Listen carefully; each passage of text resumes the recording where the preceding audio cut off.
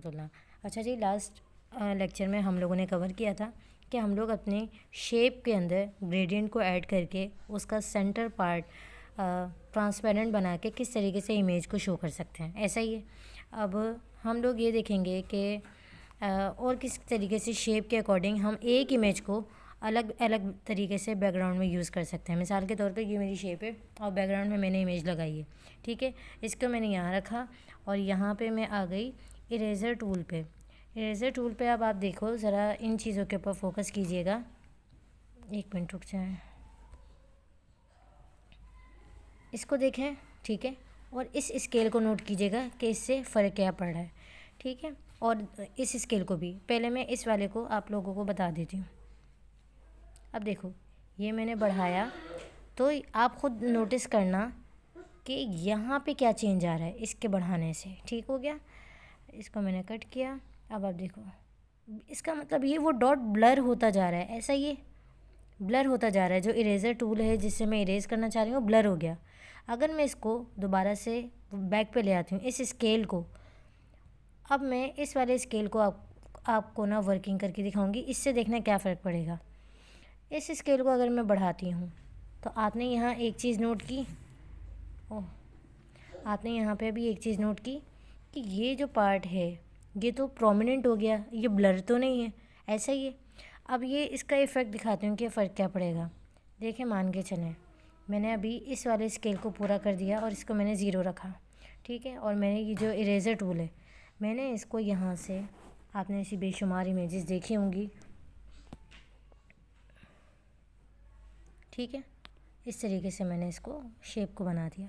तो ये देखें, आप लोगों का इस टाइप का बैकग्राउंड तैयार। आपने इस तरह की बेशुमार इमेजेस देखी होंगी और नीचे टेक्स्ट लिखा हुआ है, अशआर की सूरत में है या कोई इस्लाही मैसेज है, समझ में आ गया। अब ये बनता किस तरह, ये मैंने आपको टूल के ज़रिए बता दिया। इसका एक और तरीका भी है कि हम लोग जो पेंट ब्रश स्ट्रोक लेते हैं पीएनजी की सूरत में और उसको यहाँ पे लाके, चलो वो मैं प्रोसेस आपको करके दिखा दूँगी। अभी आपको टूल से समझ में आ गया कि कैसे बनता है। अब मैं जाती हूँ बैक पे दोबारा। मैं कह रही हूँ अभी एक और किस्म का बैकग्राउंड तैयार हो गया आपके सामने। मैं कह रही हूँ अभी मुझे फ़िलहाल ऐसा नहीं चाहिए, ठीक है। या इसको मैं मज़ीद एडिट करके एक और इसकी फॉर्म दिखा देती हूँ आपको। ये इरेज टूल है और मैंने इसको बैक कर दिया, ये मेरी वापस क्या हो गई, इमेज ठीक हो गई। अब ये इसी स्केल को मैंने आगे बढ़ाया, प्रोमिनेंट देखो, ये शेप जो है वो प्रोमिनेंट दिख रही है। आपने बेशुमार ना ऐसी इमेजेस भी देखी होंगी, ये इस तरीके से आड़ा टिल्ट हुआ है, ठीक है। इसको मैंने ओके किया, ये इसको मैंने यहाँ पे सेट कर दिया। अब वो डिपेंड करता है कि किस तरह से जो इमेज है वो आपको चाहिए। मिसाल के तौर पे अभी आप यहाँ देखना, एक चीज़ क्या शो हो रही है, यहाँ पे थोड़े ये चीज़ें शो हो रही है ना, ये मैं कह रही हूँ ये इस तरह ना शो हो। तब ये टूल आपके हाथ में है, आप जैसी शेप देना चाहो ना अपने बैकग्राउंड को आप दे सकते हो। यहाँ लाइंस शो हो रही थी, अजीब सा लग रहा था, ऐसा ही। अब मैंने इस तरह ओके कर दिया, तब ये थोड़ी शेप जो है इसकी चेंज हो गई। अभी आप लोगों का है कि आप लोग किस तरीके से शेप देते हो अपने बैकग्राउंड को। बैकग्राउंड के अंदर क्या होता है, देखो, जो हमारा टेक्स्ट होता है उसके अकॉर्डिंग हम लोग पिक्चर लेते हैं और इस पिक्चर को हम अलग अलग खूबसूरत तरीके से इस तरह डिज़ाइन करते हैं कि स्क्रॉल करने वाले की निगाह रुक जाए, स्क्रीन के ऊपर स्क्रॉल करने वाले की निगाह हमारी पोस्ट पे रुक जाए, यही होता है हमारा मेन पर्पज़। अच्छा, अब मैं दोबारा इरेज़र टूल पे आ जाती हूँ। अब मैं आपको दूसरा इफ़ेक्ट दिखाती हूँ। मैंने इसको फिर सेट कर दिया, ये हो गया, हमारी प्लेन हो गई।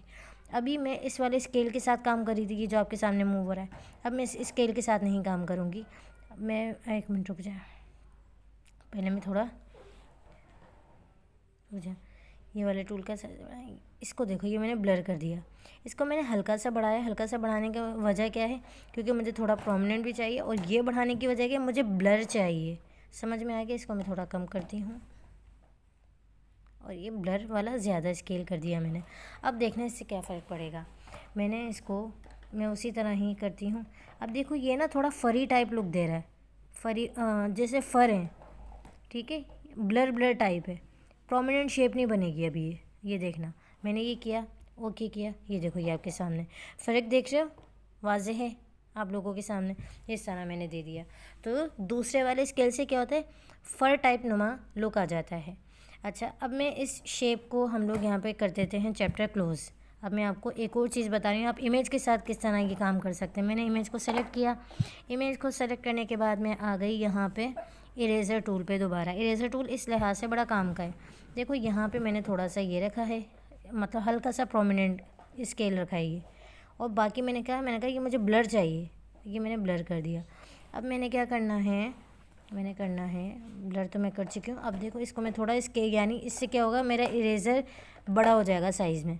इस वाला अभी जो मैं स्केल कर रही हूँ, ब्लर में दे चुकी हूँ। ब्लर का मतलब क्या है कि एक पर्टिकुलर शेप नहीं मिलेगी, आउटलाइन पर्टिकुलर नहीं बनेगी। ठीक है, अब मैं कुछ इस तरह इसको हल्का रिमूव कर देती हूँ कुछ इस तरीके से कि ये हो गया। ये मैंने यूँ ले ली। अब आपके ऊपर है टाइम, यहाँ ज़ाहिर मैं तो वीडियो रिकॉर्ड कर रही हूँ, जिस तरह की इसको शेप देना चाहें। ये देखो इस तरह की भी आपने बेशुमार इमेजेस देखी होंगी, तो आपको पता समझ में आ गया कि आपने अगर किसी इमेज को लुक देना है तो ग्रेडियंट की मदद से कैसे दे सकते हैं, ठीक है, शेप की मदद से कैसे दे सकते हैं सिंपल, या फिर डायरेक्ट शेप के ऊपर अगर वर्किंग करनी है तो इस तरह कैसे काम किया जा सकता है। क्लियर हो गई बात। अच्छा, अब चलें एक और तरीका करके बता देती हूँ मैं आपको। अभी मैं एक इमेज के अकॉर्डिंग बात कर रही हूँ, अभी मैं इमेज ब्लेंड पे नहीं आई हूँ। इमेज ब्लेंड पे आऊँगी तो वो चैप्टर अलग है हमारा, ठीक है। अभी इस इमेज को भी मैं क्या कर देती हूँ, इसको मैं करती हूँ साइड में। एक और तरीका है, साइड में क्या करना, मैं बेसिकली इरेज़र टूल पे जाके पहले इसका काम ज़ीरो कर देती हूँ दोबारा, क्योंकि मुझे नहीं चाहिए, मुझे अपनी पिक्चर पूरी चाहिए। ठीक हो गया ये। अब मैं आपको एक और तरीका बताती हूँ। ये देखो ये वाली शेप देख रहे हो, अभी मैं इसको यहाँ पे स्क्रीन पे ले आती हूँ, ये आप लोगों के सामने है, ठीक है। इसको मैं फ्रंट कर देती हूँ तो ये ऊपर आ गई है। अब मुझे ये चाहिए, पहले मैं इसको क्रॉप कर लेती हूँ। मुझे इसमें ना ये वाली शेप चाहिए, मैंने ओके कर दिया, ये क्रॉप होके मेरे पास आ गई। ये मैंने कैसे डाउनलोड की, PNG पिंटरेस्ट पे जाएं, पिंटरेस्ट पे लिखें पेंट स्ट्रोक HD, ठीक है, पेंट स्ट्रोक इस तरीके से आप लिखेंगे। पेंट इफ़ेक्ट या ब्रश पेंट इफ़ेक्ट या क्लिप आर्ट लिखेंगे तो ये आ जाएगी आपके सामने। ठीक हो गया। अब यहाँ पे मैं आई, इसका मैंने सबसे पहले इसका जो कलर है यहाँ पे देखें, इस वाले इरेज कलर, देखो ये एक अलग टूल है,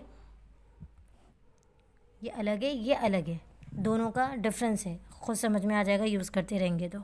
अभी मैं आप लोगों के सामने करके दिखाती हूँ। मैंने इस इरेज़र पे क्लिक किया, यहाँ पे मैं आई, मैंने कहा कि भाई मुझे ये वाली नहीं, मुझे ये वाला कलर रिमूव करके दे दो, ब्लैक। ओके किया। ये देखो आपने बेशुमार इस तरह की इमेजेस भी देखी होंगी। अब देखो, अब आइट साइड का जो पार्ट है ना यहाँ पे, वो क्या हो रहा है, वो शो हो रहा है। अब देखो आप इसको बड़ा करोगे तो आपकी जो शेप है वो ब्रॉड हो जाएगी, आपको इतनी चौड़ी नहीं चाहिए, आपको सिर्फ और सिर्फ सेंटर का ये वाला पार्ट अपनी इमेज के अंदर शो करवाना है, मान के चलो, बाकी नहीं। तो बाकी को कैसे कवर करोगे, अब मोहम्मद नहीं करो बेटा, अब बाकी को आप इस तरीके से कवर करोगे कि आप लेंगे एक और शेप, ठीक है, ये आपने शेप ले ली। अब इसको क्या करो, सिंपल सी बात है, इसको ऐसे कवर करो एक को, क्लियर हो गया। इसको यहाँ से करो डुप्लीकेट करने के बाद इसका एंगल चेंज करके, ठीक है, ये इसका एंगल रखा, इसको छोटे साइज़ में किया, इसको यहाँ ले आए, ठीक है। ऐसे अपने बैकग्राउंड को आप लोग सेट कर सकते हो। इसको दोबारा कॉपी किया, कॉपी करने के बाद इसको यहाँ ले आए, चलो जी हो गई आपकी सेट, बैकग्राउंड तो रेडी हो गया आपका एक तरीके से, ये वाला भी। तो ये मुझे आपको इमेज के ऊपर इफ़ेक्ट लगाना दिखाने थे। अब इसमें ना आप अभी जैसे हम लोगों ने पेंट ब्रश या पेंट स्ट्रोक लिया है, आप वाटर कलर ला के इमेज को यहाँ पे, फिर उसका कलर रिमूव करके वाटर कलर या स्प्लैश का लुक दे सकते हो यहाँ पे। ठीक हो गया। अभी आप लोगों का टास्क है, आप लोगों ने मुझे 4 इस तरह की पोस्ट रेडी करके दिखानी है कि एक इमेज हो और उसके ऊपर इफ़ेक्ट या एक इमेज को लुक आपने अलग अलग दिया हो, ये आप लोगों ने मुझे करके दिखाना है। बाकी इस एरिया में मैंने जैसे यहाँ पे पहले एक टेक्स्ट लिख के रखा हुआ था, डमी टेक्स्ट है, ठीक है, वो मैं इसको यहाँ पे शो कर देती हूँ हमारे, ठीक है। अभी टेक्स्ट के ऊपर इतना ज़्यादा फोकस नहीं करना, ठीक है, टेक्स्ट इंशाल्लाह डिटेल में बात करेंगे, डिटेल चैप्टर आएगा टेक्स्ट का भी, हेडिंग का भी, ठीक है। कस्टम शेप्स का भी, अभी जैसे अभी हमारी कस्टम शेप ही चल रही है, लेकिन कस्टम शेप बैनर हेडिंग के लिहाज से वो भी हमारा डिटेल इंशाल्लाह चैप्टर आने वाला है। अभी इसलिए टेक्स्ट को अवॉइड करें, अभी सिर्फ बैकग्राउंड के ऊपर फोकस करें, ठीक है। अस्सलाम वालेकुम व रहमतुल्लाहि व बरकातुहू।